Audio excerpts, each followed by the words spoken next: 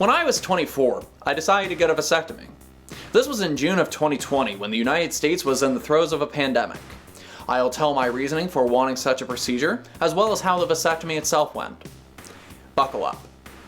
From a young age, I knew I never wanted kids. It wasn't a matter of whether or not I met the right person, or if the economy was good, or if I had all the money and free time I could ever want.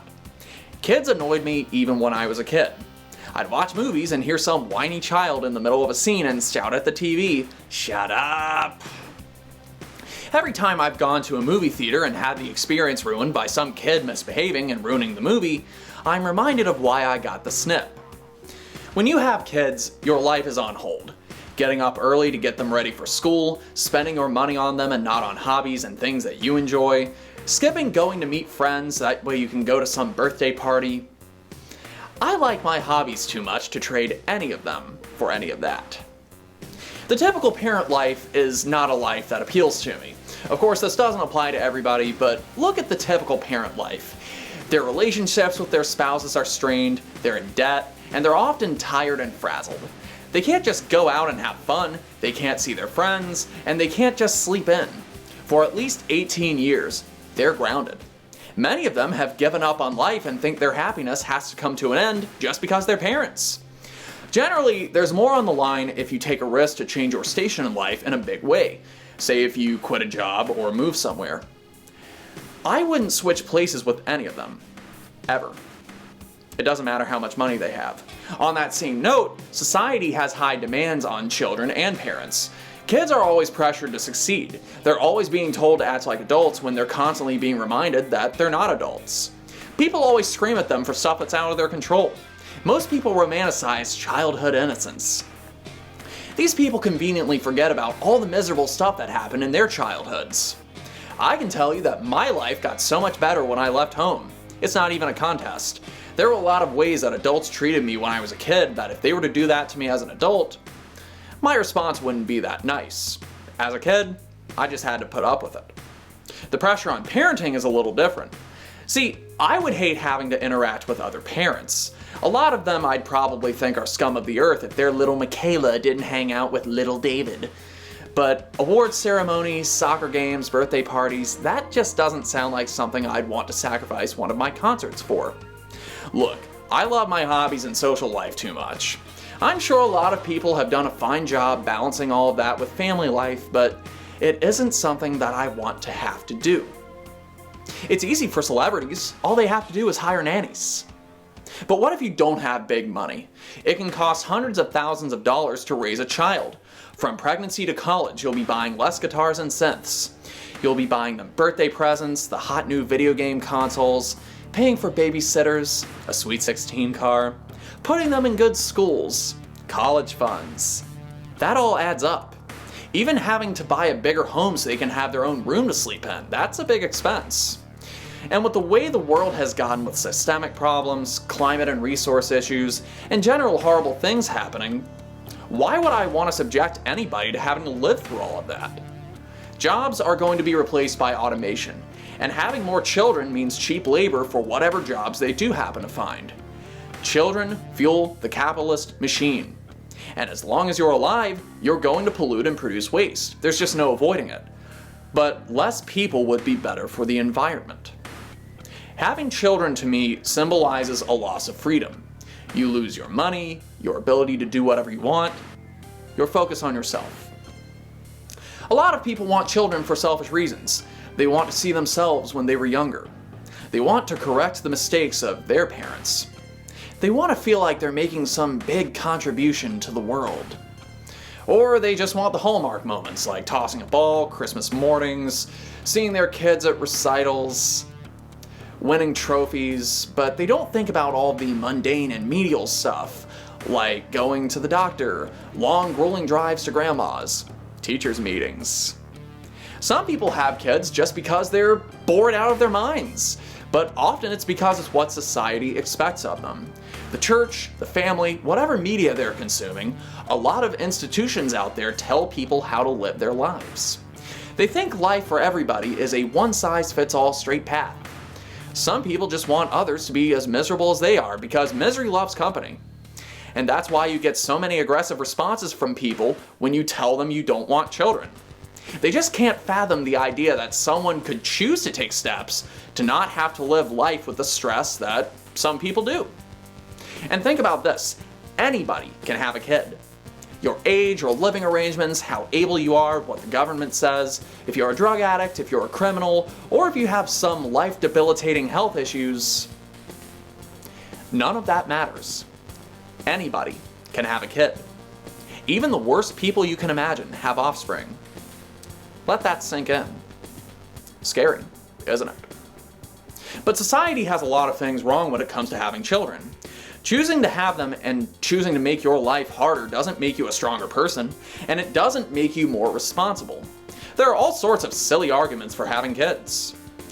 A family doesn't have to include children to be complete. It can be just you and your partner, or you and your pet. I mean, you don't have to buy more furniture if you have more space in your house, right? Well, who's going to take care of you when you get older? Kids are not a retirement plan. In fact, most nursing home residents have grown adult children who were raised properly. Many of these people don't visit their parents in the nursing homes.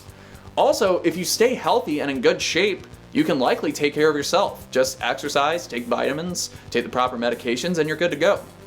What if your kid cures cancer? Well, what if I cure cancer with all the time I spend not parenting? Also, what if my kid becomes the next Saddam Hussein? Is Gwar gonna write a song about it? But you were a kid once. Wow, why didn't I think of that? That's friggin' brilliant. And people say, you're selfish for not having kids. Yeah, I am. I don't care. If you ask me, it's more selfish to bring kids into the world so they can suffer with everything going on in it. They didn't ask for it, and they didn't ask to exist to fulfill your self-righteous fantasies of righting wrongs from your childhood, or so that way you can live vicariously through them. It's also selfish, I think, if you have serious health problems that have kept you from living a happy and normal life, and then you have kids and your issues get passed on to them. It's one thing if it's a manageable disease, but if it's something where you're bedridden, or walking around in pain, or getting chronically arrested or committed, maybe you should just adopt. Why do your children have to have your genetics that badly? You can say, well, medicine will get better by the time they're older. First of all, what has it done for you? Secondly, why give them the chance of having that type of struggle? People's failure to understand why someone doesn't want kids reflects a societal problem. These arguments are usually repeated so often that the inquirer really rarely takes the time to examine how dumb they are. Social conditioning can be hard to deprogram, but if people are open-minded, it is possible. Just live how you choose to live and don't worry about others. You want to hear some truths? Statistics are high for people who have kids that can't afford them, or don't love them. Statistics are high for people who regret having children. And yes, there are people who abuse their children out of resentment since they didn't want them. Nobody wants to talk about that part though. It's irresponsible to bring kids into the world that you don't want. It's also not fair to you or the offspring. I've even seen studies that say that child-free couples are happier. I think someone having their happiness and life revolve 100% around their children is unhealthy. If the kids take up a lot of your time, that's one thing, but some of these parents have no other hobbies, dreams, or desires. Existing only to feel joy through their children just doesn't sound appealing. Now, this isn't to say that all parents live like this or that all children are bad, but I'm the type of person where I see people get themselves into messes, and I look for things that I can avoid so that way I don't get myself into messes. This stuff is just common enough for me to see a pattern, so I've been shooting it down for a long time. I've wanted a vasectomy since I heard it was a thing that could be done. My family would rant about when you have kids one day, and I would express my desire to get a vasectomy. They'd say, that doctor is going to laugh you out of his office. You get a vasectomy after you've been married and had kids already. I'd heard this sentiment so often that I put it out of my mind. That's the only reason I didn't attempt to have it done when I turned 18. With the idiotic anti-abortion laws in the United States, the restrictions on birth control by insurance companies, and societal issues surrounding healthcare, it seemed like an uphill battle any way you slice it. Fast forward a few years, these restrictions somehow seemed more noticeable. I knew that things weren't going to quickly improve in the future, and I heard all the time these stories about sexism from doctors. Doctors inserting their opinions on women who want to be sterilized or try different forms of birth control. It upset me. Generally, I think people know what they want. It's not like people are waking up one day and saying, I'm going to get my tubes cauterized because I think it's a picnic. No, usually a lot of time, thought, and research goes into people taking their health into their hands in such a manner. Even from men wanting vasectomies, I'd heard a lot of stories about men being denied because they were too young or because they didn't have any kids. To me, it was like, who the hell are these doctors to decide what anybody should be doing? I was exploring the Childfree subreddit a lot in 2020. So much so that the vasectomy question came up again. How much does a vasectomy actually cost, I wondered. Usually between $500 and $1,000, depending on the clinic, depending on insurance, depending on the day of the week, depending on if you're paying cash or card. I'm a firm believer in taking responsibility for my own health, so I made some calls. Planned Parenthood started offering vasectomies as a service in some locations. There was one in Fayetteville, North Carolina that offered it. Surprisingly, they gave me the most opposition out of all the clinics I talked to. They told me, the doctor might not see you because you're so young, but he's on vacation right now. He'll call you when he's back. I never got that phone call. This irritated me because Planned Parenthood has given a lot of abortions at any time for any reason, which, for the record, I support 110%. They've actually done more to prevent abortions than a lot of people realize. But what's going to prevent an abortion better than a vasectomy? If a dog or cat gets neutered, people usually don't bat an eye. People usually see it as a good thing. So why was this any different? The people who actually regret sterilization have been shown to be a small number. I was 24. I could have joined the army, I could have become a porn star, I could have taken out loans that I wouldn't have been able to pay back. By comparison, a vasectomy was a walk in the park. Being told I was too young just didn't make sense to me. In my case, I thought it was bullshit that I was denied after supporting Planned Parenthood and their doctrine for years. Even my insurance at the time gave me opposition. I asked them how much they would cover, and they told me they wouldn't pay for a vasectomy unless it was medically necessary. Well, to me, it was absolutely necessary. I don't like rolling the dice with my life and future. I wanted to eliminate the possibility of having children for good. Some clinics wanted to do consultations on separate days from the vasectomy.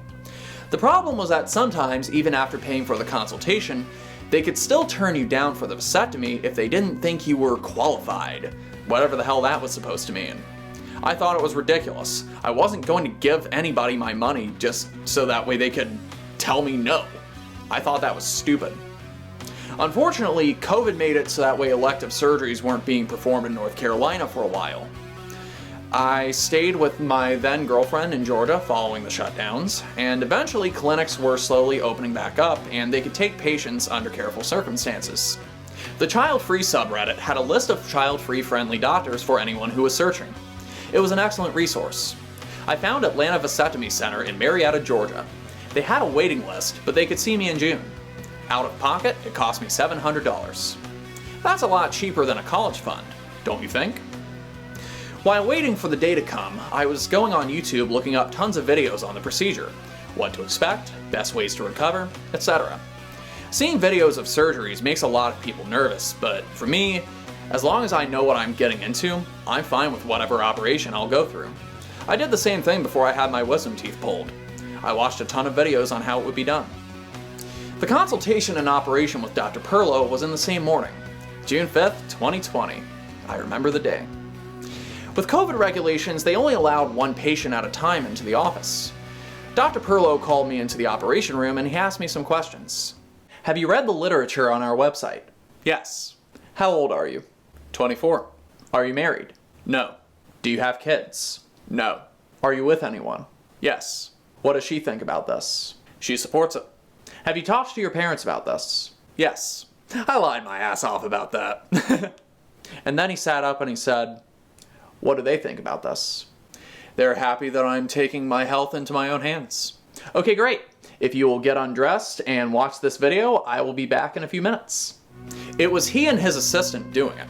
This was the no scalpel vasectomy, which means that they punch a hole instead of cutting you open with a scalpel. That also means a quicker recovery time, which I was excited about. Other methods used were cauterization and stitching, as well as facial interposition. I was numbed for it, and since I watched a ton of YouTube videos, I wasn't nervous about anything and didn't need to take nerve pills. The vasectomy didn't hurt necessarily, but it didn't feel pleasant either.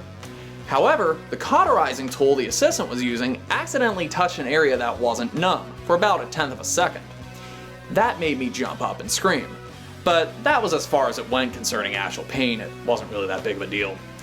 Once it was finished, Dr. Perlow said, "Alright, step 1 of your sex change operation is complete."